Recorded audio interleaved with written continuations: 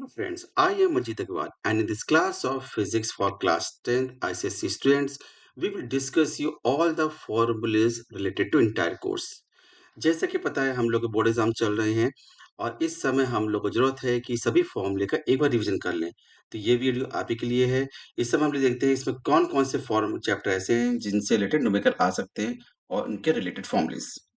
Now तो ये हमारे चैप्टर्स हैं जो हमारे इंटायर कोर्स को बिलोंग करते हैं जिसमें यूनिट 1 में है force work power energy. First chapter force, second chapter work power energy, third machine. इसके बाद यूनिट लाइट आएगा। इसमें 3 चैप्टर हैं, refraction of light at plane surfaces, refraction through lens spectrum, next sound. After that electricity and magnetic से related unit है current electricity household circuit. Then electromagnetism. Next unit is heat. Heat में हम लोग को calorimetry के बारे में पढ़ना है। और फाइनली रेडियोएक्टिविटी, जिसमें से न्यूमेरिकल प्रॉब्लम्स मेनली हमारे आते हैं फोर्स से related. Chapter 2 work energy power, machines. कुछ छोटे मोटे न्यूमेरिकल्स हो सकते हैं लाइट से रिलेटेड, लेकिन लेंस वाला बहुत ही खास है। स्पेक्ट्रम में कोई न्यूमेरिकल नहीं है। साउंड में भी एको बेस्ड न्यूमेरिकल आते basically. Current electricity most important topic है न्यूमेरिकल पर्पज से। और फाइनली कैलोरीमेट्री। तो इन सब चैप्टर्स के हम लोग फॉर्मूले डिस्कस करेंगे इस वीडियो में। जो चैप्टर 1 है हमारा फोर्स, उसमें मेन टॉपिक है moment of force which is turning effect of force. इसमें हम लोगों को एक कंडीशन दी जाएगी like you are provided a metre scale, जिसमें बॉडी या स्केल को बैलेंस किया जाता है इधर एट मिड पॉइंट और सम अदर पॉइंट। अगर मिड पॉइंट पर हम लोगों को फिक्स किया गया है इस बॉडी को, तो फलक्रम फिक्स पॉइंट पर अगर लेते हैं तो ऑब्वियस है कि स्केल का या उस रूलर का वेट हम लोग को शो नहीं करना, ऑलरेडी बैलेंस्ड है। क्योंकि स्केल के पता है centre of gravity mid point पर होती है, तो स्केल का वेट शो नहीं करेंगे। और इसके अलावा बाकी अगर फलक्रम की पोजीशन शिफ्टेड है, मान लो मिड पॉइंट से किसी और पोजीशन पर शिफ्टेड किया गया फलक्रम को, तो ऐसे केस में हम लोगों को स्केल का वेट दिखाना पड़ेगा। ओके, तो अब जो फॉर्मूला अप्लाई करेंगे हम लोग, वो है मोमेंट ऑफ फोर्स का force into perpendicular distance. Suppose अगर हम इस बॉडी को एक पॉइंट फिक्स करते हैं और किसी और पॉइंट पर अगर फोर्स अप्लाई करते हैं, तो ये फोर्स और परपेंडिकुलर डिस्टेंस के बीच का प्रोडक्ट ये शो करता है मोमेंट ऑफ फोर्स। तो अगर सिंगल फोर्स अप्लाई कर रहे हैं अबाउट दिस पिवटेड बॉडी, तो फॉर्मूला अप्लाई करेंगे force into perpendicular distance. Unit इसकी होगी फोर्स की न्यूटन, डिस्टेंस की मीटर, तो मोमेंट ऑफ फोर्स की यूनिट यूज करेंगे न्यूटन मीटर। बेसिकली ऐसा यूनिट्स का यूज करेंगे न्यूमेरिकल सॉल्व करने में। यहाँ पर मेंशन कर दिया है F is force applied and D is perpendicular distance from pivot point. Next is moment of couple. Moment of couple तब लगता है जब एक बॉडी पर two equal and opposite parallel forces काम कर रही हो, but they should not act at one point, like this type. अगर इस तरह हम एक बॉडी पर दो फोर्स अप्लाई करते हैं, तो ये बॉडी टर्न करना शुरू करेगी about this fix point in the middle. तो अगर हम लोग को नोन है ये फोर्स, क्योंकि फोर्स इक्वल एंड अपोजिट है, तो मैग्नीट्यूड किसी भी एक फोर्स का हम लेंगे यहाँ पर। अब couple arm is the distance between two parallel forces. This perpendicular distance between two parallel forces called couple arm. तो फॉर्मूला बिल्कुल सेम है। मोमेंट ऑफ फोर्स में लगाते हैं फोर्स इनटू परपेंडिकुलर डिस्टेंस, लेकिन उसमें एक हम line of action of force लेते हैं और इसमें टू पेयर फोर्सेस का एक पेयर है, तो फोर्स इनटू कपल आर्म ये बनेगा मोमेंट ऑफ कपल। इसके अलावा हम प्रिंसिपल ऑफ मोमेंट्स का यूज करेंगे जब हम लोग को टू और मोर फोर्सेस के थ्रू एक बॉडी या सीसॉ या रूलर को बैलेंस करना होता है अबाउट फिक्स पॉइंट। तो उस केसेस में ऑब्वियस है कि अगर ये एक स्केल दी गई है और इसको किसी पॉइंट पर फिक्स किया गया other than mid point, suppose ये 60 सेंटीमीटर पर एक फिक्स पॉइंट है और हम फोर्स तो हम लोग को स्केल का वेट शो करना पड़ेगा 50 सेंटीमीटर पर। अगर मेंशन किया गया है तो उतना ग्राम फोर्स वगैरह यहाँ पर लगा देंगे। और किसी और वेट से अगर बैलेंस करना है तो obviously you will apply that force on opposite direction, other and पर लगाएंगे हम लोग, सपोज फोर्स एफ। तो ऑब्वियस है कि this force F will cause clockwise moment while this weight of scale cause anti clockwise moment. तो यही ये तो हमने दो फोर्सेस लिए हैं, टू और मोर फोर्स दे सकते हैं, तो इसमें सम ऑफ क्लॉकवाइज मोमेंट और सम ऑफ एंटी क्लॉकवाइज मोमेंट करना पड़ सकता है। तो इन दोनों को इक्वेट करके रिक्वायर्ड पैरामीटर फाइंड कर सकते हैं जो हम कहा गया होगा। तो इस यूनिट में ये इतने फॉर्मूले हमें अप्लाई करने हैं। इसके बाद उस चैप्टर में जो टॉपिक्स हमारे हैं वो सेंटर ऑफ ग्रेविटी रिलेटेड है और यूनिफॉर्म सर्कुलर मोशन है, जिसमें कोई न्यूमेरिकल नहीं है, वो डायरेक्टली थ्योरेटिकल क्वेश्चन होते हैं या conceptual based. Now come to chapter 2, work energy power. इसे फॉर्मूला अप्लाई करेंगे वर्क का, एफ एस कॉस थीटा। तो इसमें आप लोग को पता होनी चाहिए एक cosine table. As you know, कभी कभी फोर्स और डिस्प्लेसमेंट के बीच का एंगल मेंशन कर दिया जाता है, तो हमें सिंपल ट्रिग्नोमेट्रिकल टेबल यूज करने पड़ेगी जो ट्रिग्नोमेट्री पड़ी हुई है। cos 0 is 1, cos 30 root 3 by 2, cos 45 degree 1 upon square root 2, cos 60 degree 1 by 2, cos 90 0, and finally cos 180 that is minus 1। तो इस तरह से हम देख सकते हैं कि कोसाइन टेबल में वैल्यू पॉजिटिव भी है, जीरो भी है और निगेटिव में भी है। इसका मतलब इसी बेस पर वर्क भी थ्री टाइप के होते हैं, पॉजिटिव, नेगेटिव और जीरो। तो वर्क का फॉर्मूला हम अप्लाई करेंगे एफ एस कॉस थीटा। अगर मान लीजिए फोर्स और डिस्प्लेसमेंट एक ही डायरेक्शन में है, तो in that case you will take theta यानी एंगल 0 डिग्री, और cos 0 की वैल्यू क्योंकि 1 होती है, तो फॉर्मूला हमारा बन जाएगा work equals to force into displacement. ये नोन है कि वर्क फोर्स की एसआई यूनिट न्यूटन होती है, डिस्प्लेसमेंट की मीटर होती है, तो वर्क की एसआई यूनिट हो जाएगी joule. You will mention it as full form JOUL with start with smaller case, or in smaller form you will write it as capital J. If you have to lift the body against gravity, तो उस समय formula apply करेंगे हम mgh, जिसमें m रखेंगे मास of body जिसको lift करना है, g पता ही है एक्सीलरेशन ड्यू टू ग्रेविटी जो कि 9.8 किया 10 मीटर पर सेकेंड स्क्वायर हम लोग यूज करते हैं डिपेंडिंग ऑन क्या दिया हुआ है पेपर में, और h वो हाइट लेंगे जिसमें बॉडी को जितना लिफ्ट करना हो। कभी कभी ये क्वेश्चन न्यूमेरिकल में बेसिकली इस फॉर्म में आता है कि you have to climb up stairs, जिसमें कुछ नंबर ऑफ स्टेप्स दिए जाएंगे, and each step is some measurement height, suppose 30 centimetre. अगर एक स्टेप की हाइट दी है 30 सेंटीमीटर और कहा गया इस तरीके के 50 स्टेप्स है, then how much height you will go. तो ऐसे केस में जो हम h पुट करेंगे, h will be number of steps suppose 50 और multiplied by height given 30 centimetre. Change this into metre, 30 divided by 100, and now you have 15 metre. तो इस तरह से ये वैल्यूज कैलकुलेट करके h की प्लेस पर हम लोग पुट करेंगे, जबकि g 9.8 या 10 में कुछ लेंगे और मास हम लोग को वैसा यूनिट केजी में लेना पड़ेगा, तो इसका आंसर भी हमारा जूल में आएगा। Next come to power.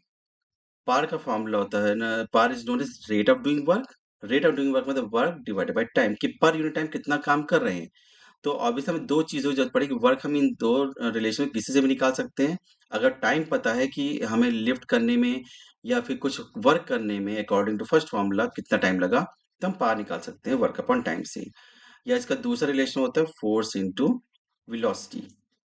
तो यहाँ ये रिलेशन कैसे आता है, ये नोन है कि वर्क का फॉर्मूला होता है फोर्स इंटू डिस्प्लेसमेंट, और टाइम तो पहले से ही फॉर्मूले में, और डिस्प्लेसमेंट अपॉन टाइम वेलोसिटी आएगी, तो पार का फॉर्मूला होगा एफ इंटू वी। तो कभी कभी न्यूमेरिकल में अगर ये मेंशन हो कि you have to move the body by of इतना force and by means of something given velocity, तो हम इसको मल्टीप्लाई करके पार निकाल सकते हैं। इसका आंसर आएगा वॉट में, बिकॉज ऐसा unit of power is what. कभी गिवन हो कि आपको हॉर्स पावर में कन्वर्ट करना हो, तो हम ये रिलेशन यूज कर सकते हैं, 1 horse power is equals to 746 watt, or approximately 750 watt. Now come to topic energy. The energy is a capacity to do work. Mechanical energy हम लोग बेसिकली पढ़ते हैं, जिसमें काइनेटिक एनर्जी और पोटेंशियल एनर्जी मेन है। Kinetic energy depend upon two factor, mass of body and velocity. इसमें ये question बहुत खास आता है कि अगर मास को डबल कर देते हैं तो how much velocity will get change, या वेलोसिटी को डबल कर देंगे तो काइनेटिक एनर्जी कितना चेंज होगा। जैसा आप देख सकते हैं, kinetic energy is directly proportional to mass. Means if you double the mass, kinetic energy will get double, and if you double the velocity, तो kinetic energy will not double, it will because kinetic energy is directly proportional to square velocity। तो बहुत से बच्चे गलती कर देते हैं कि उसको सिर्फ 2v² लिख देते हैं और आंसर लिख देते हैं कि डबल होगी। अदरवाइज ये तो गलत है। हमें करना चाहिए 2v² जिससे इसका रिजल्ट आएगा 4v²। मतलब अगर काइनेटिक एनर्जी वेलोसिटी के स्क्वायर पर डिपेंड कर रही है और वेलोसिटी को डबल करते हैं तो काइनेटिक एनर्जी कितना टाइम इंक्रीज चेंज हो जाएगी, 4v²। एक और चीज कि जब भी मास या वेलोसिटी में से कुछ चेंज करने का है तो हाफ का यूज ना करें। इससे फॉर्मूला सेम रहेगा और सिर्फ हमें एक्स्ट्रा जो नंबर आएगी वो हमें यूज करनी पड़ेगी कि कितना टाइम काइनेटिक एनर्जी चेंज हुई। जैसे मान लेते हैं अगर मास को डबल कर दें तो हम यहाँ पर पुट करेंगे half time, in place of m you can right 2m multiply v²। तो ये नहीं कि 2 कैंसिल करें, तो सिंपल तरीका तो बेटर ये है कि ऊपर जो न्यूमरेटर में 2 एक्स्ट्रा है उसको बाहर निकाल लें और अंदर हम लिख देंगे हाफ mv² कॉमन लेकर। और half mv² original kinetic energy है, तो यू कैन से कि new kinetic energy will double of initial. इस तरीके से क्वेश्चन करें। Next, momentum. मोमेंटम शो कि how much motion a body has while moving. तो इसको एक्सप्रेस करते हैं product of mass and velocity से। P equals to m into V से हम लोग मोमेंटम फाइंड कर सकते हैं। ये 9th क्लास में भी पढ़ चुके हैं। इसकी यूनिट होती है मास की SI यूनिट kg, वेलोसिटी की SI यूनिट मीटर पर सेकेंड, तो ओवरऑल होगा kg मीटर पर सेकेंड। काइनेटिक एनर्जी का एक फॉर्मूला भी हमने पीछे पढ़ा हाफ mv², लेकिन वो काइनेटिक एनर्जी मोमेंटम से भी रिलेटेड होती है। काइनेटिक एनर्जी का फॉर्मूला होगा p²/2m। इसको ड्राइव करने के लिए आप क्या कर सकते हैं, काइनेटिक एनर्जी का फॉर्मूला नोन है हाफ mv² होता है, जो कि मोमेंटम का formula p equals to mv। तो इसमें वेलोसिटी फाइंड कर सकते हैं p/m। Substitute this v in place of v in kinetic energy, you will get the result p²/2m। Basically इस पर बेस्ड रीजनिंग आ जाता है क्वेश्चन, जैसे कि अगर दो बॉडी हैं, एक लाइटर बॉडी एक हैवियर बॉडी, तो पूछ सकते हैं कि whose kinetic energy will same if both are moving with same momentum. तो if momentum is same then you will apply relation kinetic energy equals to p²/2m। और क्योंकि मोमेंटम सेम है तो मोमेंटम तो कांस्टेंट हो गया, तो सिर्फ मास को देखकर हम पता कर सकते हैं किसकी काइनेटिक ज्यादा होगी। Here kinetic energy is inversely proportional to mass in case when momentum is constant. तो जिसका मास कम होगा उसी की काइनेटिक ज्यादा होगी, यानी कि लाइटर बॉडी की काइनेटिक एनर्जी ज्यादा होगी। Now, next formula is potential energy. Potential energy is the energy stored in a body while you are doing work. Suppose you are lifting the body or if you are changing the shape or size of the body, तो वो work done उसमें kind potential energy form में store होता है, whose relation is mgh। m for mass of body always use SI unit in kg। g की value 9.8 metre पर second square और 10 metre पर सेकंड स्क्वायर लेंगे और h measured in height. Work energy theorem. This theorem states that work done is equals to increase in kinetic energy। अगर एक body already u velocity से move करती है, m मास की बॉडी u वेलोसिटी से move कर रही है, and after traveling distance it attains a velocity of v, then how much work you have done, this will be equals to increase in kinetic energy, that is half m v² minus u²। अगर open करेंगे तो ये result कुछ इस form में आ जाएगा, half m v² minus half m u²। v² से रिलेटेड होती है final kinetic energy, then you can write it as final kinetic energy that is kf minus half m u², because u initial velocity है, तो इससे related energy को हम लिखेंगे initial kinetic energy यानी ki, और ये डिफरेंस हो जाएगा increase in kinetic energy means delta K. So all these were the formulas related to chapter 2 work, power and energy. Now come to chapter machine. Numerical purpose ये भी एक खास important chapter है। इसमें भी हम लोग को चैप्टर 1 की तरह प्रिंसिपल ऑफ मोमेंट्स का ही यूज करना पड़ता है कुछ न्यूमेरिकल सॉल्व करने में, मोस्टली लीवर्स। इसमें कुछ बेसिक फॉर्मूलेज हैं जो टर्म्स रिलेटेड है, लोड, एफर्ट। तो पहला टर्म होता है mechanical advantage. Mechanical advantage is the ratio of load and effort. Load is the resistive force that you have to overcome by using machine. And the effort is the force that you have to apply in order to lift the body or to do the work by using machine. ये इन्होंने load और effort दोनों ही forces हैं, इसलिए अगर हम unit put भी करेंगे तो इधर यू आर यूजिंग केजीएफ और न्यूटन, तो दूसरे एफर्ट में भी हमें सेम यूनिट रखनी पड़ेगी। इसका मतलब है mechanical advantage have no unit. It is a pure ratio. कभी कभी क्वेश्चन आता है कि why mechanical advantage no unit, या फिर what is a unit of mechanical advantage. तो हम लोग इसमें ये लिख देते हैं कि mechanical advantage has no unit because it is a ratio. लेकिन ये रेशियो नहीं लिख के हमें प्योर रेशियो लिखना पड़ेगा because it is a ratio of two similar physical quantities. ऐसे रेशियो तो बहुत से होते हैं, ऐसे डिस्टेंस अपॉन टाइम ये भी रेशियो है, तो इसका मतलब इसकी भी यूनिट नहीं होनी चाहिए, ऐसा थोड़ी है। तो डिस्टेंस अपॉन टाइम अगर है तो इसकी यूनिट होगी मीटर पर सेकेंड। ओके, तो इसका मतलब है हर रेशियो की जरूरी नहीं कि यूनिट ना हो, उसी रेशियो की यूनिट नहीं होगी जो प्योर रेशियो होगा, मतलब सिमिलर फिजिकल क्वांटिटी का। Now other physical quantity related machine is velocity ratio. Velocity ratio is defined as distance moved by effort to distance moved by load. अगर हम मान ली एक सिंगल फिक्स पुली यूज करते हैं, single fix पुली whose axial rotation fixed, और हम एक string use करते हैं एक लोड को लिफ्ट करने के लिए। सपोज ये लोड एल, और दूसरे एंड से हम इसमें एफर्ट अप्लाई करके इसको नीचे की तरफ पुल करते हैं। तो ऑब्वियस है कि the distance that you will provide to effort will same as that in lifting load by mean of that same string। तो जितना हम एफर्ट नीचे पूरे मूव करेंगे लोड भी उतना ही ऊपर लिफ्ट होगा। तो इस केस में तो खैर ये दोनों डिस्टेंस सेम होंगी और उसके लिए वेलोसिटी रेशियो 1 में आता है। अदरवाइज किसी और लीवर का अगर हम यूज करते हैं तो उस केस में कोई फाइनाइट वैल्यू और वैल्यू हो सकती है 1 के अलावा। ठीक है, तो velocity ratio is distance move by effort upon distance move by load. Next is efficiency. Efficiency is the ratio of work output to work input. जितना वर्क हम इनपुट करते हैं मशीन को ऑपरेट करने में, साथ में वर्क करने में, यूजफुल वर्क करने में, तो उसका कुछ पार्ट वर्क यूज आता है लाइक इन ओवरकमिंग फ्रिक्शन, बाकी पार्ट काम आता है इन डूइंग यूजफुल वर्क। तो इनका रेशियो होता है एफिशिएंसी वर्क आउटपुट और वर्क इनपुट। क्योंकि वर्क इनपुट हमेशा ही ज्यादा होता है वर्क आउटपुट से, तो एफिशिएंसी में नेवर बी 100%। एक्चुअल मशीन के लिए तो पॉसिबल नहीं है। आइडियल मशीन अगर होती तो उसमें 100% होता।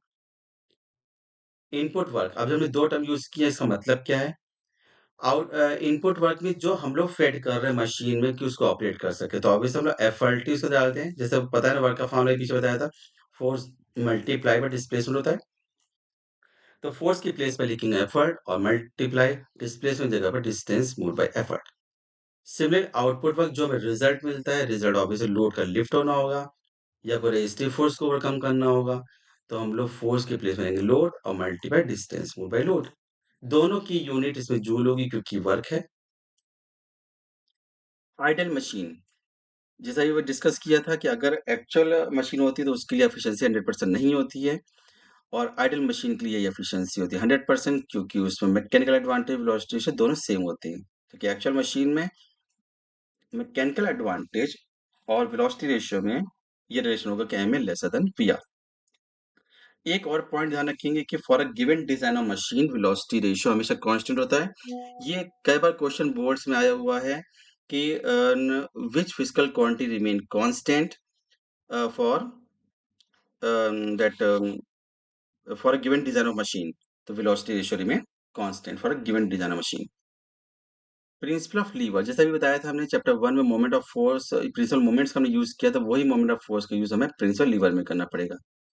सपोज हम क्लास 1 का एक एग्जांपल लेते हैं, सी सॉ। ये नोन है कि सी सॉ इज फिक्स्ड या पिवटेड इन द मिडिल। अगर एक बच्चा लेफ्ट साइड बैठता है तो obviously that boy will create an anti clockwise moment. Then in order to balance this seesaw and the boy, a person will sit on other side of fulcrum to balance it. तो अगर हम assume कर लें इसका wait person का W2 है और boy का वेट W1 है, and perpendicular distance of boy from fixed point fulcrum is say D1 and of other person from fixed point fulcrum is T2. So this seesaw will balanced only when moment caused by boy means W1 D1 is equals to moment caused by person W2 D2। तो इसीलिए कहा गया कि इसमें principal moment पर ये working होती है, और इसको हम इन शॉर्ट यूज कर सकते हैं load into load arm equal to effort into effort arm. तो इस सीसॉ में लोड क्या है, बॉय का वेट, लोड आर्म क्या होगा, बॉय की पोजीशन और फल्कन के बीच डिस्टेंस, और सेम ऐसे ही एफर्ट दूसरा पर्सन अप्लाई कर रहा है और उसकी परपेंडिकुलर डिस्टेंस होगी effort arm. In terms of lever you can calculate mechanical advantage by using relation effort arm upon load arm. अगर हमको पता है कि यहाँ पर जो दूसरा पर्सन है अगर ये 80 केजी का है, suppose he is sitting at distance D2, और बॉय मान लो 30 केजी का है, 30 kgf का, और उसकी पोजीशन कुछ D1 है, तो obviously mechanical advantage of this lever या seesaw will be D2 upon D1। कोई यूनिट नहीं होगी इसकी, पहले डिस्कस कर चुके हैं, और सेम ऐसी वेलोसिटी रेशियो फटाफट लोड आर्म से निकाल सकते हैं। तो ये थे हमारे फर्स्ट यूनिट के 3 chapter, moment of force, work energy power and machine. Now come to chapter 4, refraction of light at plane surfaces. ये डायग्राम बेसिस पर बहुत इंपॉर्टेंट चैप्टर है। स्नेल्स लॉ, स्नेल्स लॉ सबसे पहला फॉर्मूला है, इसमें बहुत ही छोटे न्यूमेरिकल आ सकते हैं, लेकिन बस कभी-कभी डायग्राम में ये चेंजेस ऐसा कर देते हैं कि आपको एंगल ऑफ इंसिडेंस या रिफ्रैक्शन खुद निकालना पड़ सकता है। अगर हम अज्यूम कर लें कि ये एक प्लेन सरफेस है separating air and that medium, और यहाँ पर एक लाइट रे इंसिडेंट हो रही है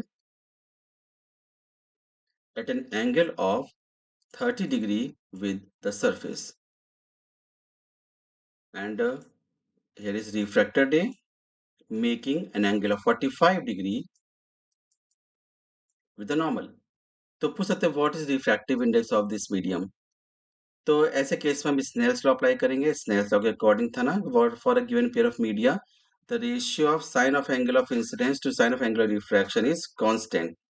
ठीक है, इसका फॉर्मूला अप्लाई करेंगे, refractive index equals to sine I upon sine are.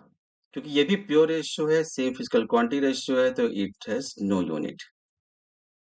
Absolute refractive index, next, this is related to speed, the speed of light in given air to the speed of light in given medium। Air में ये known है कि speed सबसे ज्यादा होती है, जबकि किसी और मीडियम में ये स्पीड कंपेटिवली कम होती है। इसका मतलब है जो म्यू की वैल्यू होगी ये मोर देन 1 होगी, क्योंकि न्यूमरेटर हमेशा बड़ा होगा, क्योंकि एयर में स्पीड ऑफ लाइट ज्यादा तो कोई स्पीड हो नहीं सकती है। This is known as absolute refractive index। The absolute refractive index is the ratio of speed of light in air to the speed of light in given medium। ये basic formula है जो sound wave में भी use होता है, light wave में भी होता है। वेलोसिटी और frequency wavelength relation V equals to F lambda. इसमें भी एक छोटा सा सब्जेक्टिव क्वेश्चन बनता है, which physical quantity of light does not change during refraction of light, that is frequency, because frequency depend upon source from where it is coming. What is the effect of refractive index of medium on wavelength of light? ये भी important relation है numerical की, अक्सर फॉर्मूले याद नहीं आते हैं, तो ये न इसलिए फॉर्मूले की लिस्ट है, इसको न एक जगह कॉपी कर सकते हैं। अगर हमें मीडियम में वेवलेंथ ऑफ लाइट गिवन है suppose 4000 angstrom and this light is entering into another medium whose refractive index is 2.0, then what is the wavelength of light in that medium? क्या चेंज होगी नहीं होगी? तो ऑब्वियस है कि medium बदल रहा है तो वेवलेंथ चेंज हो गई होगा। तो वे ये हम इसको फाइंड कर सकते हैं इस रिलेशन से। New wavelength in the medium is equals to wavelength of light in air upon refractive index. जैसे कि इस डेटा के हिसाब से अगर हम एयर की वेवलेंथ, एयर में लाइट की वेवलेंथ को 4 एंगस्ट्रॉम न्यूमरेटर में रखेंगे, रिफ्रैक्टिव इंडेक्स को रखेंगे डिनोमिनेटर में, तो हमारा आंसर आ जाएगा 2000 एंगस्ट्रॉम। इस तरह हम वेवलेंथ ऑफ लाइट निकाल सकते हैं इन द गिवन मीडियम।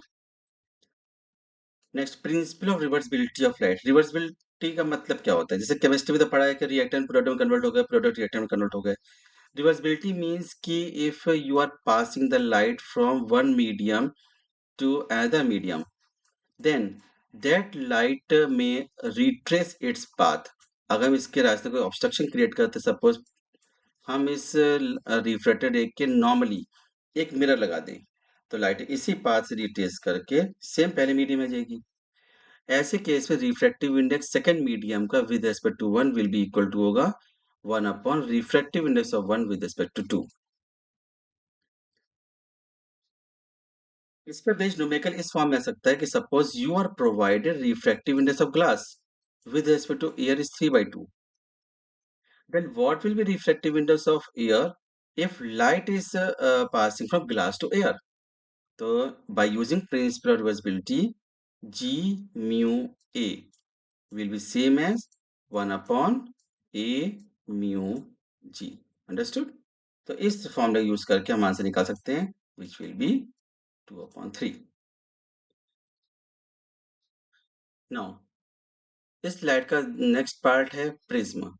जैसे प्रिज्म नोन है कि prism is a transparent medium bounded by two triangular surfaces and three rectangular surfaces. अगर लाइट रे एक सरफेस से एंटर करती है प्रिज्म में और सेकंड सरफेस से बाहर निकलती है, तो इस वे में उस लाइट में डेविएशन होता है। जैसे कि अगर हम एक लाइट पास करते हैं, अंदर लाइट रिफ्लेक्ट करेगी और बाद में इमर्ज आउट हो जाती है। तो ये देखते हैं कि जो इंसिडेंट रे है, इसका ओरिजिनल पाथ कुछ ऐसा होगा और इमर्जेंट रे का ये पाथ इस तरह से होगा, तो बीच में एक एंगल बन रहा है। इस एंगल को कहते हैं एंगुलर डेविएशन। तो अगर हम लोग को निकालना है कि what will be this angle of minimum deviation, जबकि हम लोग को पता है एंगल ऑफ इंसिडेंस, जो इंसिडेंट रे और नॉर्मल बीच का एंगल होगा, and A for angle of prism. Angle of prism is also known as refracting angle. ये एंगल दो रिफ्लेक्टिंग सरफेस के बीच का एंगल होता है। जो वर्टेक्स एंगल है ये, जहाँ पर ये टॉप पर है और लाइट यहाँ से एंटर कर रही है, तो ये दो सरफेस जो होती है प्रिज्म की ऊपर वाली, ये रेक्टेंगुलर शेप में होती है क्योंकि ये तो क्रॉस सेक्शनल पार्ट देखा, एक्चुअली में ऐसा होगा। दो रिफ्लेक्टिंग सरफेसेस के बीच के एंगल को कहते हैं एंगल ऑफ प्रिज्म, और इसका रिलेशन होता है डेल्टा एम यानी minimum deviation equal to 2 time I minus A. जैसे मान लिया किसी क्वेश्चन लिखा है light incident at an angle of 30 degree, ठीक है, and angle of prism A also 30 degree, then what is angle of minimum deviation? That formula apply कर सकते हैं 2 time I minus A on substituting 2 into 30 degree minus 30 degree, then del time will be 30 degree because 32 is 60, 60 minus 30 30 degree। इस तरह से angle of minimum division निकाल सकते हैं। Next, ये सब अधिकतर रिलेशन में रिफ्रैक्टिव इंडेक्स के ही, इसलिए कंफ्यूज ना हो, इसको एक बार गो थ्रू कर लिएगा। रिफ्रैक्टिव इंडेक्स का नेक्स्ट फॉर्मूला रिलेटेड है रियल डेप्थ और एपरेंट डेप्थ। ये नोन है कि अगर एक ऑब्जेक्ट किसी डेंसर मीडियम में रखी हुई है, सपोज हियर इज वाटर, और हमें किसी वेसल के बॉटम को देख रहे हैं वर्टिकली फ्रॉम अबव, तो ये बॉटम हमें रेज्ड अप फील होती है, ठीक है। तो जो ओरिजिनल लोकेशन बॉटम की वो टॉप सरफेस से होगी, इसको हम कहते हैं रियल डेप्थ है ना। जितनी भी डेप्थ हैं या डिस्टेंस हैं in case of this relation, तो हम लोग टॉप सरफेस से मेजर करेंगे। तो रियल डेप्थ टॉप सरफेस से लेंगे बॉटम तक, और एपरेंट डेप्थ टॉप सरफेस से जो न्यू पोजीशन होगी, ठीक है, ये होगी एपरेंट डेप्थ। तो रियल डेप्थ और एपरेंट डेप्थ के रेशियो कहते हैं refractive index. Refractive index in terms of critical angle. What is critical angle? Very important topic. ये डायनामेटिक क्वेश्चन के लिए बहुत इंपॉर्टेंट है। अगर ये एक डेंसर मीडियम है, पहले से क्रिटिकल एंगल तभी हम ये वर्ड यूज करते हैं जब लाइट डेंसर मीडियम से रेयर मीडियम में आ रही हो। अगर ये एक डेंसर मीडियम है और लाइट रे क्रिटिकल एंगल पर अगर स्ट्राइक करती है, तो अगर लाइट रे क्रिटिकल एंगल पर स्ट्राइक करेगी तो हम इसको मार्क करेंगे angle C. In that case the refracted ray will go in such a way that it forms angle of 90 degree with the normal। ठीक है। तो ऐसे केस में अगर हम लोग क्रिटिकल एंगल मेंशन हो और रिफ्रैक्टिव इंडेक्स इस मीडियम को निकालो जहां से लाइट आ रही है, तो फॉर्मूला अप्लाई करेंगे, refractive index equals to 1/sin c। तो ये फॉर्मूले थे हमारे रिफ्रैक्शन थ्रू प्लेन सरफेस से related. Now come to chapter 5। इसमें मोस्टली रेडर एंड बेसिस क्वेश्चन आते हैं, जिसमें उसमें से भी ऐसे application based like at what position you will place the object in front of convex lens when it behave as a burning glass. तो जैसे कि अब इसमें क्वेश्चन बर्निंग ग्लास दे दी, ये नहीं बताया कि ऑब्जेक्ट कहाँ रखी गई है, तो इसका मतलब ऑब्जेक्ट फोकस पर रखी है तो इमेज सॉरी इन्फिनिटी पर रखी है तो उसकी इमेज फोकस बनेगी। इस तरह के स्लाइड प्रोजेक्टर है, या टेलिस्कोप वाली कंडीशन है, या कॉलीमेटर कंडीशन है, ठीक है, एज अ मैग्नीफाइंग ग्लास है, तो इसमें एप्लीकेशन भी आ सकते हैं, तो उसको अच्छे से प्रिपेयर कर लेंगे। लेकिन इसके अलावा अगर न्यूमेरिकल आएगा तो वो लेंस फॉर्मूले बेस्ड होता है। लेंस फॉर्मूले के लिए हम लोग को नीड होती है position of object, focal length और साइज ऑफ ऑब्जेक्ट की। इसके अलावा ये लोग पूछ सकते हैं what is the position of image and size of object, उसका नेचर, साइज ऑफ इमेज और उसका नेचर, ठीक है। तो एज्यूम दैट कि ये हमारे एक कोऑर्डिनेट एक्सिस टाइप ड्रॉ की है, जो डॉटेड लाइन है ये लेंस की पोजीशन शो करेगी। बिल्कुल कोऑर्डिनेट एक्सिस का मैच करेंगे हम लोग। जहाँ पर ये ना ऑप्टिकल सेंटर आते हैं वो एज अ ओरिजिन ले लेंगे, और वैसे ओरिजिन से हम जब राइट जाते हैं तो ये पॉजिटिव होता है, तो जितनी मेजरमेंट राइट साइड लेंगे वो पॉजिटिव ली जाती है, और जो लेफ्ट साइड मेजरमेंट है तो नेगेटिव लेते हैं। सिमिलरली पॉजिटिव आई ऊपर तरफ होता है, नेगेटिव आई नीचे तरफ होता है। तो लेंस की लोकेशन के हिसाब से हमें देखना पड़ेगा कि ना ऑब्जेक्ट और इमेज की लोकेशन क्या है। तो अगर हमें लेंस का फोकल लेंथ पता है एफ, वी पता है पोजीशन ऑफ इमेज, सपोज करिए ऑब्जेक्ट है, ऑब्जेक्ट की पोजीशन को हम पहले तो all distance measure from optical centre, इसको यू से रिप्रेजेंट करेंगे। और अगर इमेज राइट साइड बनती है तो ये पॉजिटिव में भी होगा, अदरवाइज नेगेटिव भी होगा अगर इमेज इधर बन रही हो तो, ठीक है। तो रिलेशन क्या होता है, v is the position of image, u is the position of object and f is focal length. तो 1/f equals to 1/v minus 1/u। जितने भी न्यूमेरिकल होंगे इसके, वो सब हम लोगों को साइन कन्वेंशन के अकॉर्डिंग करने पड़ेंगे। वो साइन कन्वेंशन नीचे हमने दे दिए पॉइंट नंबर 3 में, अभी उसको भी डिस्कस करते हैं। मैग्निफिकेशन का फॉर्मूला होता है m इक्वल्स टू v/u, यानी size of sorry position of image from optical centre to position object from optical centre, ये भी साइन कन्वेंशन के अकॉर्डिंग ही करेंगे। और इक्वल टू I/, यानी size of image upon size of object. Object तो क्योंकि प्रिंसिपल से ऊपर रखा हुआ है तो इसलिए ऑब्जेक्ट साइन पॉजिटिव रखा जाएगा। इमेज डिपेंड करती है, नीचे बन रही है यानी रियल इमेज तो नेगेटिव, और अगर ये ऊपर बन रही है तो पॉजिटिव होगी। Now come to sign convention. हम लोग लेटर यूज कर रहे हैं u. U means position of object from optical centre which is always taken negative sign, क्योंकि ऑब्जेक्ट मोस्टली लेफ्ट साइड देते हैं, ठीक है, तो नेगेटिव रखेंगे। फोकल लेंथ एफ का साइन ये डिपेंड करता है नेचर ऑफ लेंस पर। अगर कॉन्वेक्स लेंस है तो उसके लिए फोकल लेंथ पॉजिटिव ली जाएगी, और अगर कॉन्केव लेंस है तो फोकल लेंथ नेगेटिव लेते हैं। अगर वैल्यू दी हो तो साइन कन्वेंशन के अकॉर्डिंग करें, जो फाइंड करना है उसका साइन ही रखा जाता है। जैसे मान लो यू दिया, यू की वैल्यू 20 सेंटीमीटर दी है तो हम नेगेटिव 20 रख देंगे। फोकल लेंथ कॉन्केव लेंस का दिया मैंने 10 सेंटीमीटर तो नेगेटिव 10 रख देंगे। और वी हमें निकालना, तो वी का साइन नहीं रखा जाएगा, वी का साइन अपने आप आ जाएगा। जब सॉल्व करेंगे तो वी का साइन अपने आप ही आएगा। तो वी का साइन अगर नेगेटिव आता है तो इसका मतलब image form in front of lens, और अगर पॉजिटिव आता है तो image form behind the lens. इसके अलावा मैग्निफिकेशन का साइन, अगर ऐसे कभी क्वेश्चन आता है कि an sorry image of an object is formed by mean of something lens 3 times size of the object, ठीक है, and that can form on the screen. अगर इस तरह कुछ कंडीशन आती है, स्क्रीन बन रही है, तो इसका तो रियल इमेज है।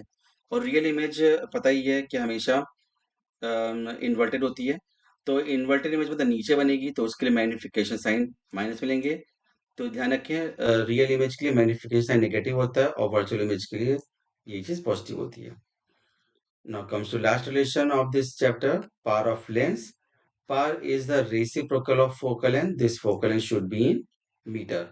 फोकल लेंथ अगर मीटर में है तो पार डायोप्टर में आएगी, और लेकिन अगर फोकल लेंथ सेंटीमीटर में हो तो पार का फॉर्मूला हम लोग यूज करेंगे 100 divided by focal length, then it will come in diameter, क्योंकि तो फोकल सेंटीमीटर में होगी, ये डायोप्टर में होगी, ठीक है। अच्छा, पार के भी साइन होते हैं, जैसे लेंस के अकॉर्डिंग फोकल लेंथ साइन था ना, तो power will be positive for convex lens and negative for concave lens. Understood? Spectrum में कोई न्यूमेरिकल प्रॉब्लम नहीं है। बेसिकली इसमें अगर कोई क्वेश्चन आएगा तो रीजनिंग बेस्ड होते हैं, स्कैटरिंग बेस्ड, या फिर इलेक्ट्रोमैग्नेटिक स्पेक्ट्रम सीरीज आपको याद करनी पड़ेगी। In the increasing order wavelength याद कर लिए बेटर रहेगा। Gamma rays, X rays, ultraviolet, visual light, infrared, radio waves, microwaves, radio waves, ठीक है। तो अरेंज करने को आता है बेसिकली। साउंड में हम लोग को एक ही दो रिलेशन यूज करने हैं, एक तो v equal to F lambda, ये पीछे हम डिस्कस कर चुके हैं, और एको फॉर्मेशन बेस्ड क्वेश्चन के लिए हम लोग यूज कर सकते हैं फॉर्मूला, स्पीड का formula double time distance upon time. क्योंकि जब साउंड प्रोड्यूस की जाती है, अगर हम ऐसा साउंड प्रोड्यूस करते हैं और सामने कोई ऑब्स्टेकल लाइक हिल टाइप, तो ये साउंड पहले डी डिस्टेंस कवर करके पहले ऑब्स्टेकल से स्ट्राइक करेगी, और आफ्टर स्ट्राइकिंग फिर रिटर्न करेगी उसी पर्सन पास टू क्रिएट एन एको, ठीक है। तो ऐसे क्वेश्चन में भी लिखा ही होता है, स्टेट हिंट होती है कि ऑलरेडी की इको इज फॉर्मिंग, इतने टाइम में आपको क्वेश्चन आई पड़ी, तो फॉर्मूला 2D/T यूज करेंगे। उसमें हम मल्टीपल केस हो सकते हैं कि मान लीजिए पर्सन खड़ा है, उसको कुछ देर में क्वेश्चन आई थी, फिर पर्सन कुछ मीटर आगे बढ़ता है तो उसको अब इको कम टाइम में सुनाई दे रही है, तो बताए डिस्टेंस ऑफ पर्सन फ्रॉम हिल क्या थी, ठीक है। पर एक चीज ध्यान रखेंगे कि एक ही अगर 2-3 केस वाला क्वेश्चन है एको में, तो स्पीड सेम रहेगी दोनों केसेस में। मान लो फर्स्ट केस ये वाला है, तो जो स्पीड यहीं पर होगी साउंड की इन दैट मीडियम, वो स्पीड यहाँ भी होगी, क्योंकि एक मीडियम में स्पीड ऑफ साउंड सेम होती है। Current related most important topic related to numerical problems. Electric current I से रिप्रेजेंट करते हैं, फॉर्मूला होता है चार्ज पर यूनिट टाइम, क्योंकि डेफिनेशन ही है rate of flow of charge is known as electric current. Its SI unit is ampere, symbolises capital A. अगर 1 ampere define करना हो तो ये नोन है कि 1 ampere is equals to, charge की यूनिट कूलम होती है तो हम लिखेंगे 1 कूलम और अपॉन 1 सेकेंड। तो डिफाइन कर सकते हैं कि when 1 coulomb charge flows for 1 second in the conductor then current is said to be 1 ampere. Numericals में कभी कभी पे ये लोग सब मल्टीपल यूनिट्स दे देते हैं, लाइक मिली एम्पियर। अगर मिली एम्पियर दिया है तो स्मॉल एम देंगे, और इसकी वैल्यू होती है 10⁻³ एम्पियर, ऐसा यूनिट में कन्वर्ट कर देंगे, ठीक है। या फिर माइक्रो एम्पियर देते हैं, म्यू ए, विच इज 10⁻⁶ और इसमें चार्ज क्यू था। क्यू चार्ज को भी एक्सपेंड कर सकते हैं हम लोग इलेक्ट्रॉन एलिमेंट्री चार्ज ई के टर्म्स में। एलिमेंट्री चार्ज का मतलब होता है चार्ज ऑफ 1 इलेक्ट्रॉन। तो अगर किसी वायर में एन इलेक्ट्रॉन्स मूव कर रहे हैं तो कुल कितना चार्ज रन कर रहा है उस कंडक्टर में, एन ई के बराबर, where e is 1.6 into 10⁻⁻19 coulomb. अगर नंबर इलेक्ट्रॉन निकालने हो तो हम चार्ज पता होना चाहिए, बस इनपुट करके हम फाइंड कर सकते हैं। एक बहुत खास क्वेश्चन है, इसको प्रैक्टिस करके देखिएगा, इसको ना आए तो फिर कमेंट बॉक्स में लिख लीजिए, मैं इसका सोल्यूशन भेज दूंगा। ये how many electrons constitute 1 coulomb charge, very important question. How many electrons constitute 1 coulomb charge?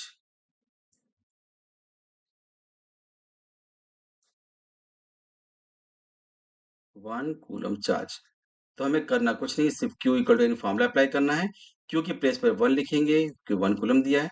Number electrons निकालने होंगे, n को n रखेंगे और E की जगह पुट कर देंगे 1 इलेक्ट्रॉन का चार्ज।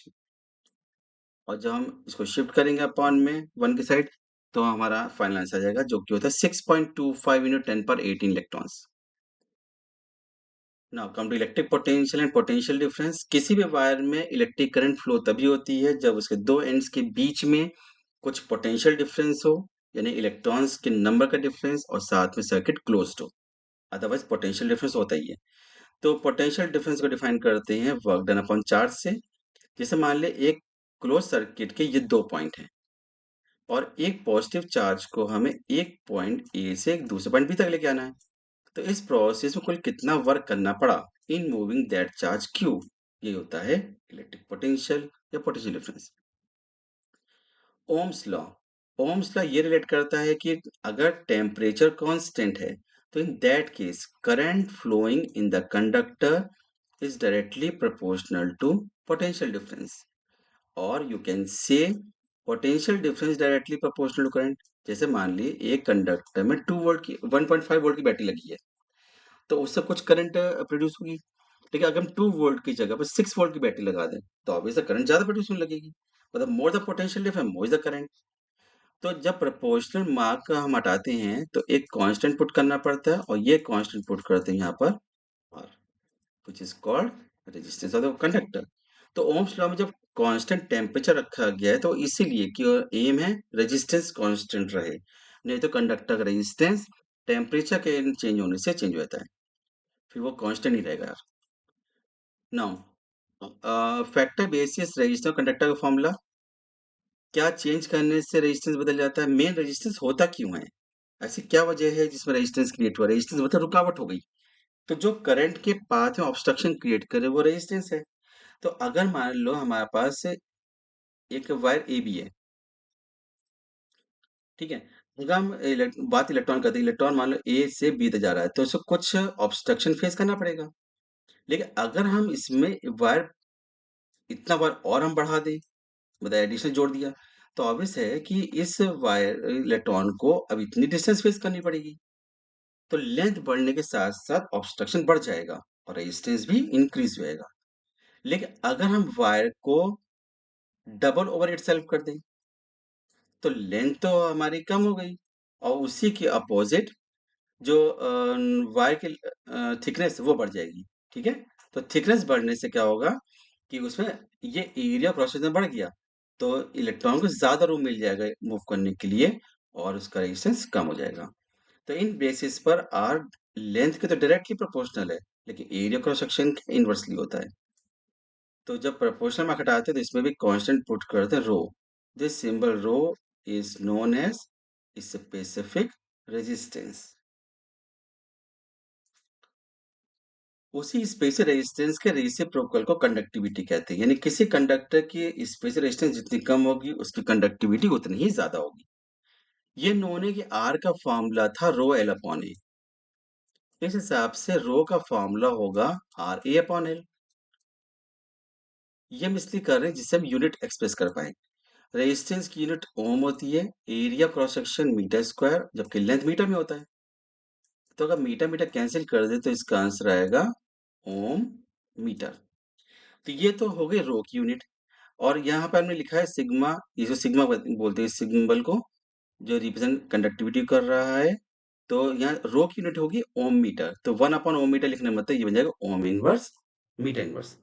ओम इनवर्स को दूसरे फॉर्म में साइमन लिख सकते हैं, यानी साइमन पर मीटर भी इसकी यूनिट है। नाउ दिस फॉर्मूले आर रिलेटेड टू सेल। अगर कोई इलेक्ट्रिकल सोर्स यूज किया गया है किसी सर्किट में, तो उस सेल के टर्मिनल्स के बीच के पोटेंशियल डिफरेंस को ईएमएफ ऑफ सेल कहते हैं if it is not working. जैसे जब हम न्यूली सेल खरीद के लाते हैं तो हम ये देखते हैं कि उसकी बॉडी के ऊपर यहाँ लिखा होता है 1.5 वोल्ट। तो in this case cell is not working क्योंकि उसके दोनों टर्मिनल ओपन है। तो इसका मतलब ये हुआ कि इन दो टर्मिनल्स के बीच का पोटेंशियल डिफरेंस 1.5 वोल्ट होगा और इसी को ईएमएफ कहते हैं। तो this EMF is the amount of work done. जैसे मान ली ये हमारा क्लोज सर्किट है और यहाँ सेल लगा है। तो एक पॉजिटिव चार्ज को हम यहाँ छोड़ दें पॉजिटिव टर्मिनल के पास, तो इस पूरे इंटायर सर्किट में मूव करके फिर से अपनी जगह आने में सेल ने जो वर्क किया वो 1.5 जूल होगा। ठीक है, क्योंकि इसकी यूनिट होती है जूल पर कूलम। तो ये में फॉर्मूला फॉर्म ले जाएगा वर्क डन अपॉन चार्ज यानी जूल पर कूलम, और इसे कंबाइंड नेम को रिप्रेजेंट करते हैं वोल्ट से। टर्मिनल पोटेंशियल डिफरेंस तब यूज होता है जबकि सेल वर्क कर रहा होता है, यानी कि अगर ये एक क्लोज सर्किट है और एक्सटर्नली यहाँ कुछ अप्लायंसेस लगे हुए हैं, तो इन सेल के इस टर्मिनल से इस टर्मिनल के बीच ये पूरा पोर्शन ये एक्सटर्नल सर्किट में आएगा। तो अगर हमें इसका इक्विवेलेंट रेजिस्टेंस आर पता है और करंट फ्लोइंग इस सर्किट में पता है, तो इन दोनों का प्रोडक्ट होगा टर्मिनल पोटेंशियल डिफरेंस। इसके अंदर टर्मिनल पोटेंशियल डिफरेंस निकालने को आए तो एक्सटर्नल रेजिस्टेंस पता होना चाहिए इक्विवेलेंट। करंट तो सेम ही रहेगी पूरे सर्किट में आई, अगर क्योंकि इक्विवेलेंट एक ले लेंगे तो सिंगल रेजिस्टेंस ही होगा, और बस रेजिस्टेंस पता होना चाहिए इक्विवेलेंट।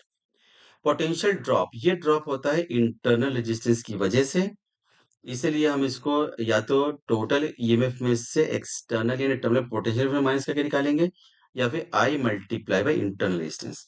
इन दो किसी भी तरीके से हम लोग इसको फाइंड कर सकते हैं। तो इन शॉर्ट इसका फॉर्मूला ही बन जाएगा एक E equals to terminal potential difference plus current multiply by internal resistance.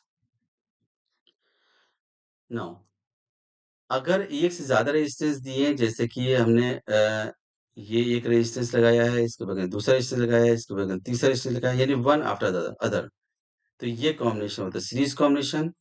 अगर तीन रेजिस्टेंस सीरीज कॉम्बिनेशन में लगे हुए हैं, तो इनका इक्विवेलेंट रेजिस्टेंस कैसे निकालेंगे? इन तीनों रेजिस्टेंसेस का सम करके।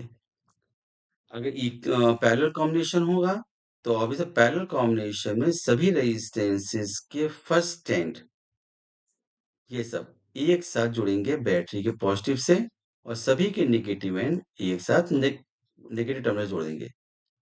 सभी के सेकंड एंड ऑफ रेजिस्टेंस को नेगेटिव जोड़ देंगे। ठीक है, और फॉर्मूला अप्लाई करेंगे इस केस में इक्विवेलेंट रेजिस्टेंस निकालने के लिए। अगर R1 R2 R3 तीनों पैरेलल कॉम्बिनेशन में, तो 1/R equal to 1/R1 plus 1/R2 plus 1/R3 निकाल लेंगे। और अब आते हैं ये दूसरे इंपॉर्टेंट क्वेश्चंस उसी इलेक्ट्रिकल से रिलेटेड हैं। इसमें इलेक्ट्रिसिटी बिल के क्वेश्चन आ सकते हैं। इलेक्ट्रिकल एनर्जी अभी हमने पढ़ा था, वर्क डन का फॉर्मूला पोटेंशियल डिफरेंस टर्म्स में वी क्यू लिख सकते हैं, क्योंकि वी का फॉर्मूला होता है डब्ल्यू अपॉन क्यू, तो डब्ल्यू फॉर्मूला हो जाए वी क्यू। बाकी एनर्जी को कैलकुलेट करने के लिए फॉर्मूले ड्राइव कर सकते हैं, जैसे चार्ज क्यू का फॉर्मूला आई टी, अगर क्यू की जगह आई टी पुट कर देंगे तो फॉर्मूला बन जाएगा V I T. Ohm's law के अकॉर्डिंग इस V की प्लेस पर अगर हम IR रख दें, यानी करंट इन रेजिस्टेंस, फॉर्मूला बनेगा I square RT। Otherwise VIT फॉर्मूले में ही अगर I की जगह V अपन R रख दें, यानी ओम्स लॉ का दूसरा फॉर्म, तो हो जाएगा V स्क्वायर T अपन R। किसी भी फॉर्मूले से निकाल सकते हैं, डिपेंड करता है न्यूमेरिकल में कौन सा डेटा दिया हुआ है, और इन सब की यूनिट आएगी जूल। बेसिकली यूनिट जो कॉमर्शियल यूनिट निकाली जाती है वो किलोवाट आवर में निकाली जाती है, इसको भी डिस्कस किया हुआ आगे। Electric power, normally mechanical work के थ्रू पावर पता है वर्क अपॉन टाइम होता है, सेम ऐसे ही इसमें भी इलेक्ट्रिकल पावर निकालना हो तो rate of electrical energy consume से हम लोग फाइंड कर सकते हैं, यानी कि इसमें भी फॉर्मूला हम अप्लाई करेंगे, पी का formula W upon T. W जगह पर हम वी आई टी वाले ये रिलेशन या ये रिलेशन कोई भी लगा देंगे, तो हमें ये तीन फॉर्मूले मिल जाएगा पावर के। पावर का फॉर्मूला वी आई, पावर का फॉर्मूला आई स्क्वायर आर, और finally V square upon R. इन सब की यूनिट होगी वॉट। न्यूमेरिकल में अगर ये पूछा जाता है how much electricity you have consume in whole of the month, तो इसका मतलब हम लोग को ये फाइंड करनी पड़ेगी कॉमर्शियल यूनिट किलोवाट आवर में। किलोवाट आवर को ही 1 यूनिट भी कहते हैं, और 1 किलोवाट आवर में कितने जूल होते हैं? 3.6 into 10⁶ joule. In short kilowatt hour को लिखेंगे के डब्ल्यू एच से। ठीक है, तो अगर किलोवाट आवर में आंसर निकाल लें तो ध्यान रखेंगे यूनिट का खास तौर पर, क्योंकि अप्लायंसेस कुछ वॉट में देते हैं कुछ किलोवाट में देते हैं, तो उन सबको किलोवाट में कन्वर्ट कर लेंगे। इसके बाद आती है unit number 9 house hold circuit, जिसमें मोस्ट डायग्रामेटिक क्वेश्चन आते हैं, या इलेक्ट्रोमैटिक, ये भी डायग्रामेटिक ही आते हैं इसमें। And this is the last chapter based on numerical problem calorimetry. इसके न्यूमेरिकल कभी कभी ट्रिकी आते हैं, लेकिन प्रैक्टिस करके इसकी प्रॉब्लम को दूर कर सकते हैं। सबसे पहला फॉर्मूला दिया जाता है कि how much energy is needed to raise temperature of given mass of body. तो अगर हमें मास m नोन है, इस स्पेसिफिक हीट कैपेसिटी पता हो हमारी बॉडी की, और चेंज इन टेम्परेचर, तो हम लोग अमाउंट ऑफ हीट निकाल सकते हैं, how much heat is needed to raise temperature of that body by delta T degree Celsius. Formula Q equals to m c delta T. ठीक है। हाँ, एक चीज ध्यान रखें, न्यूमेरिकल सॉल्व करने में जो स्पेसिफिक कैपेसिटी देते हैं, इसकी यूनिट दी जाती है बेसिकली जूल पर ग्राम पर केल्विन या पर डिग्री सेल्सियस। अच्छा, एक चीज और, पर डिग्री सेल्सियस और पर केल्विन, इसमें ये गलती ना करें कि उसको उसमें 273 ऐड करके सेल्सियस को केल्विन बनाने की कोशिश करें, क्योंकि एग्जैक्टली ये टेम्परेचर नहीं है, ये टेम्परेचर चेंज होता है। तो चेंज टेम्परेचर से सेल्सियस में निकाल या केल्विन में, वो एक ही रहेगा। ठीक है। हाँ, ध्यान रखना पड़ेगा इस केजी या ग्राम में, क्योंकि सी की वैल्यू देते हैं जूल पर ग्राम पर केल्विन या पर डिग्री सेल्सियस, या जूल पर केजी पर केल्विन। तो इसको हम कोई यूनिट चेंज नहीं करेंगे, डिपेंड करता है कि मास की वैल्यू क्या दी है। अगर मास ग्राम में दिया है क्वेश्चन में, तो इसको जूल पर ग्राम पर डिग्री सेल्सियस में रखे रहने देंगे, और अगर मास केजी में होगा तो हम इसको चेंज नहीं करेंगे, इसको केजी या तो केजी वैल्यू दे रखी हो, ठीक है, तब तो ठीक है। लेकिन अगर वैल्यू ग्राम में दी, जूल पर ग्राम पर डिग्री सेल्सियस, लेकिन मास केजी में, तो इसको ग्राम बना दें, अपॉन 1000 करके डिवाइड, सॉरी, केजी से ग्राम बना, मल्टीप्लाई 1000 करके हम उसे ग्राम बना देंगे। सी को चेंज नहीं करें, क्योंकि क्या पता कन्वर्जन गलत हो जाए। इसी फॉर्मूले Q equal to m c d T में ये जो प्रोडक्ट होता है M इंटू सी, इस टर्म को कहते हैं थर्मल कैपेसिटी। स्पेसिफिक कैपेसिटी जो होती है ये मास डिपेंडेंट है, लेकिन थर्मल कैपेसिटी इंटायर मास की एक ही होती है।